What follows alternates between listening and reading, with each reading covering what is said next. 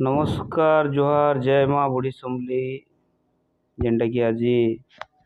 आमर 11 तारिख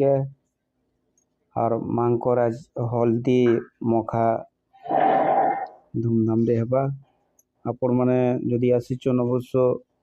हल्दी मखामुखी करिथिबे बोली करी मोर आशा एवं विश्वास तार साए साए बहुत सुंदर हिसाब रे होम यज्ञ रो जेन जहाँ भी ହେଇছে बामन माने दादा माने आज्ञा माने बहुत सुंदर हिसाब रे तांकर कार्यक्रम करि छन आउ बसी संख्या रे हमर चाँदपुर के भाई बंधु माने समस्ते विरोधन करिछन आउ जगह बहुत सुंदर हिसाब रे ହେଇছে पूजा मंडपटा आपण माने देखि पड़थबे मांकर सेवारे समस्त भक्त वृंद माने